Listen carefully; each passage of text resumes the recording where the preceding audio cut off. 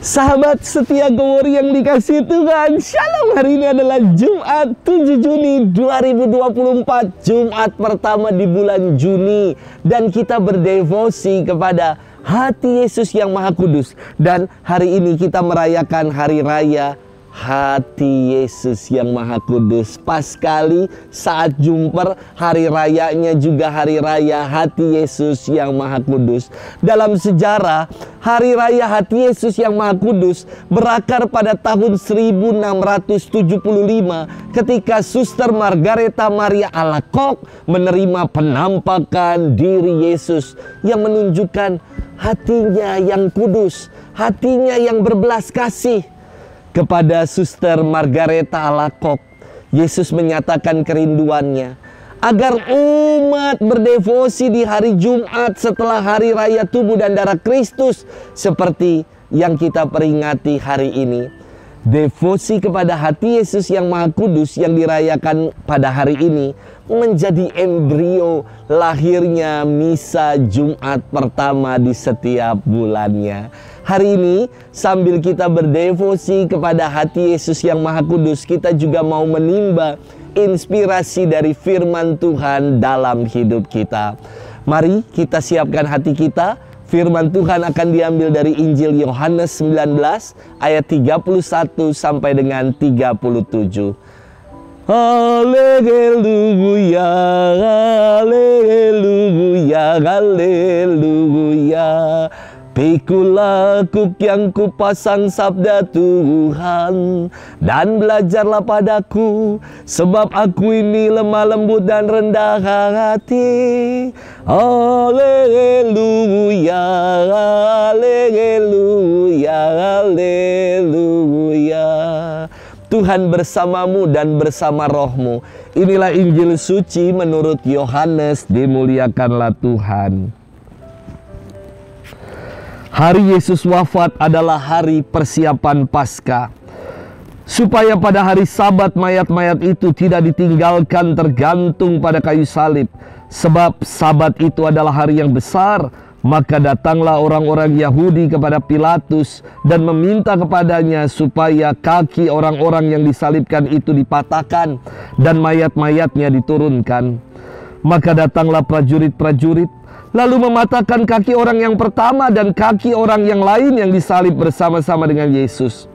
Tetapi ketika mereka sampai kepada Yesus dan melihat bahwa ia telah mati, mereka tidak mematahkan kakinya.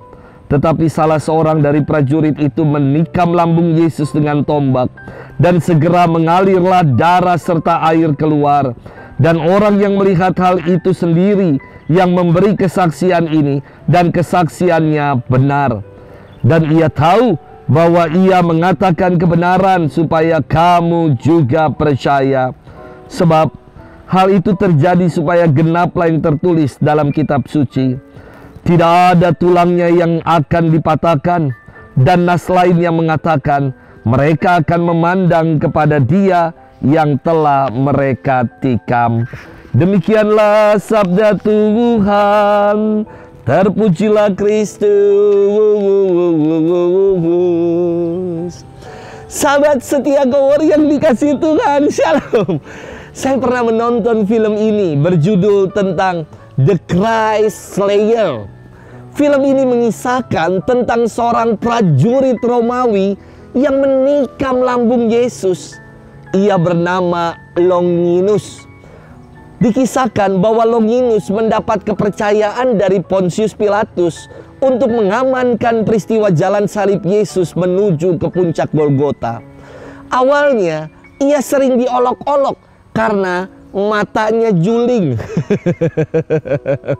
Dan ketika ia menombak lambung Yesus, wajahnya tersiram darah dan air yang keluar dari lambung Yesus. Dan seketika itu matanya sembuh. Dan ia tersungkur menyesali perbuatannya dengan mengatakan, sungguh dia ini anak Allah. Wah. Akhirnya Longinus bersama dengan dua orang prajurit lainnya yang juga terlibat dalam proses penyaliban Yesus. Mereka meninggalkan ketentaraan dan bergabung dengan para rasul. Mereka dibaptis setelah hari Pentakosta dan menjadi saksi-saksi Kristus yang sangat terpercaya. Para murid kemudian menabiskan Longinus menjadi seorang diakon dan ia ikut melayani dalam pewartaan kabar sukacita Tuhan kemana-mana. Sahabat setia Gowori yang dikasihi Tuhan, firman hari ini buat saya begitu istimewa. Yesus dikisahkan sudah wafat hingga kakinya tidak jadi dipatahkan, sementara penjahat yang lain yang masih hidup kakinya dipatahkan supaya ia segera meninggal. Sementara ketika Yesus dilihat sudah wafat, kakinya tidak dipatahkan. Namun kenapa ya saya bermenung? Keji sekali Longinus masih menikam lambung Yesus yang sudah wafat. Seperti nggak punya hati hingga rela melakukan hal keji macam itu. Inilah dahsyatnya Tuhan. Kekejian diubah menjadi karya keselamatan. Tindakan keji Longinus yang menombak Yesus dibalas Tuhan dengan mukjizat kesembuhan. Bahkan tikaman yang dibuat oleh Longinus justru menggenapkan isi kitab suci yang mengatakan tidak ada tulangnya yang dipatahkan, dan nas lain yang berbunyi mereka akan memandang dia yang telah mereka tikam. Kaki Yesus yang tidak dipatahkan menunjuk pada peraturan tentang domba Paskah, yakni domba Paskah yang disembelih untuk kurban Paskah tidak boleh dipatahkan tulangnya. Ada dalam Keluaran 12 ayat 46 dan Bilangan 9 ayat 12. Dan Yesus disamakan dengan domba Paskah yang telah menebus dosa dunia.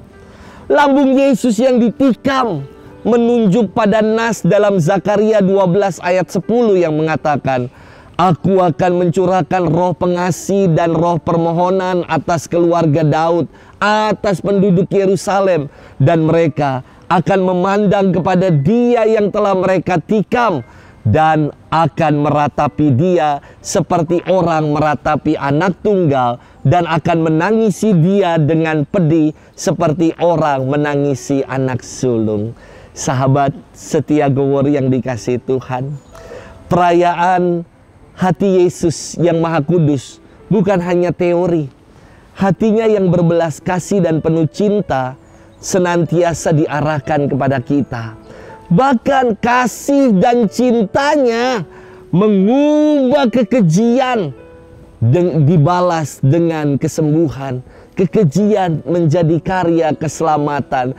Kegilaan salib berubah menjadi perbuatan ajaib, dan kisah pengkhianatan menjadi karya keselamatan bagi seluruh umat manusia. Dosa kita telah ditebus. Jangan sia-siakan pengorbanan Yesus dan hatinya yang Maha Kudus. Hati Tuhan yang berbelas kasih selalu menanti kita untuk kembali kepadanya. Mau kembali bertobat dan berbenah diri untuk menjadi pribadi yang semakin lebih baik lagi. Selamat bermenung dan Tuhan memberkati kita selalu. Dalam nama Bapa dan Putra dan Roh Kudus. Amin.